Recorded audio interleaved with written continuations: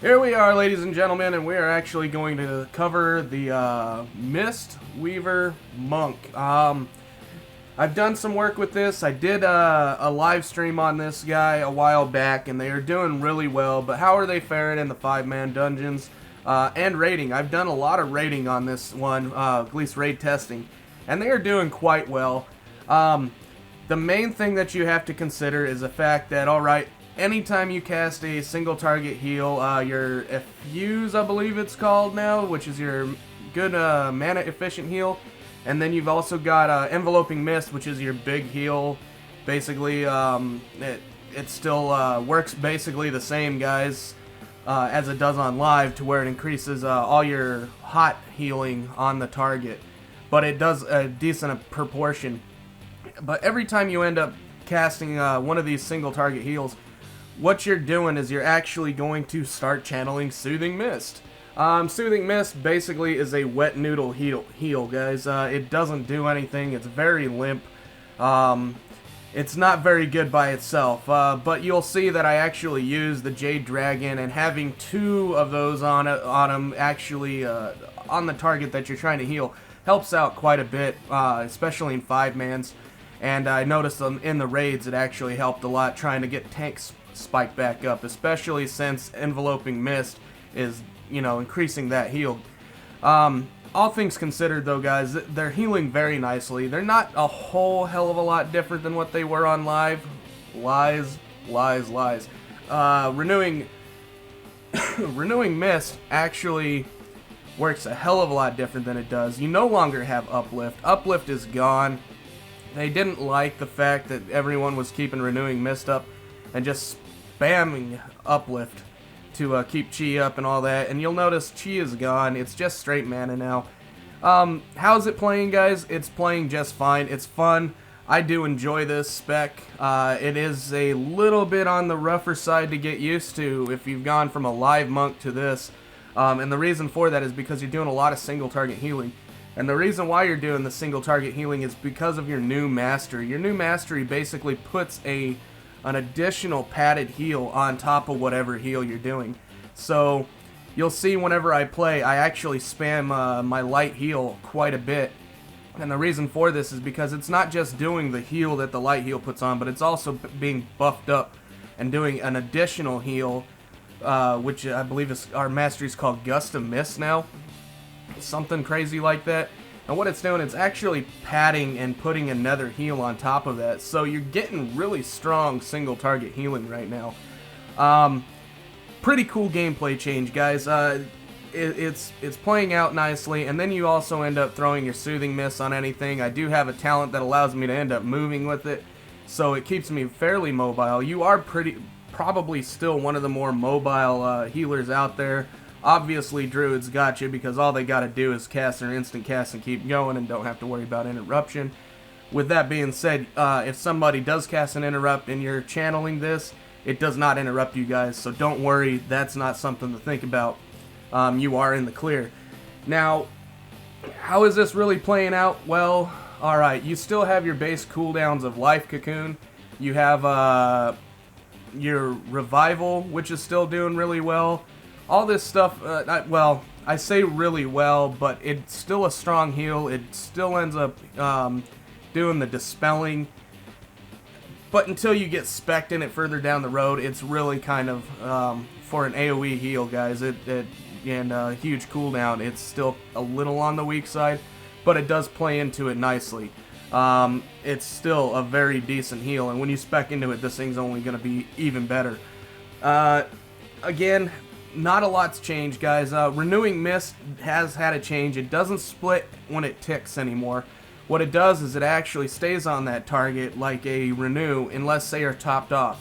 If they end up getting topped off in the process, it'll split off to someone else and it'll restart its timer from the beginning again. That's how you're going to get the ticks up. And the thing about it is people say, oh, it's worthless. No, it's not. It actually ends up proccing Vivify, which is like your small AoE heal. It heals the target and then 2 other people close by, so 3 targets. And what the proc will end up doing is it actually increases the healing off of this by I can't remember exactly. I want to say 150%, so it makes it a little bit better. You still have Mana Tea. It works a lot different. Basically, it's going to empower certain abilities to end up doing different things. One of the things it does is Vivify, which is now like your big AoE expensive heal that makes you shoot little chi balls everywhere, and it's kind of like Wild Growth but awkward. Basically, it shoots all these little chi balls around. Well, and then it does an initial heal, and then it adds a hot on top of it. It's pretty cool. It works out all right, but it is very expensive and very cost worthy. But back to the Mana Tea side of it. What Mana Tea is going to empower that one to do is it's going to allow you to channel this thing as you run. So that does help, guys. It does help quite a bit, even though it may not seem like it. Whole lot of changes. You're not going to see a lot of Mistweavers doing the damage rotation for the healing that they did, because Eminence is gone. No longer there. But you can still get in there and you can still do some damage. And if you've got the downtime to end up doing it. Most of the raid testing I've done, again, a lot of the raid testing is overtuned, and it's not going to be as good. In a 5-man dungeon, I did have a little bit more time to end up jumping out there and doing some kicks and a little bit of damage. But again, guys, on the focus of the healing, it's pretty good. You've got a couple different talent choices, just like every spec. I think they've done really good on the revision of talents to make you swap them up a bit more. And when you're swapping these up a bit more, you're really looking into, hey, how's this playing? What am I going to need in this fight? Am I going to need more AoE heals? Am I going to need more single target heals? And I found in most situations, because of the new mastery, it was easier just to spec for the single target stuff, because as you ended up casting it, I saw more of an effort through that at a less mana cost for like a progression push than I did in doing the AoE heals and the other cooldowns, just because of the mastery. The mastery seems to be a real nice buffer. It was always the top of my heals in every single run that I've done, just because it's on just about every heal, guys. You're doing your single target heals. If you're casting your tanks at half life, you can end up throwing an enveloping mist on them, and you're going to not only get the enveloping mist, and you're going to end up getting this gust of winds also. So it's pretty cool to play into. The mobility, I did end up taking Chi Torpedo because they've done a little bit of a revision to it.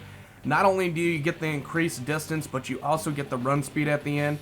So it was really good for doing kiting. If you've watched my Heroic Il'gynoth video in the alpha testing, it's actually pretty useful for doing the kiting there. There's also 2 charges, guys. It's still on 2 charges, and it'll stack the run speed up if you use it twice. Helps out a ton. Very mobile class still. The healing is quite nice. I really can't end up saying too much about this. There has been a ton of changes. Most of you are going to have to play this to end up seeing if you like it or not. I do enjoy it. Is it as strong as it is on live? No. But for good reason, because the whole Renew Uplift combo was absolutely insane and broken. Was it fun? Hell yeah, it was. But that's not the way they wanted it played, and I can understand why. But you still have a lot of mobility. You can still do a good amount of healing. They're a little bit on the undertuned side compared to some that I've seen, unless you're able to stop and keep casting your cheap heal, which is not that cheap. You can still go by overspending and overhealing with this, so you still want to watch your overheals. If anything's overhealing, you want it to be Soothing Mist, as you sit there and just let it kind of drain into the tank for a little bit of additional heal.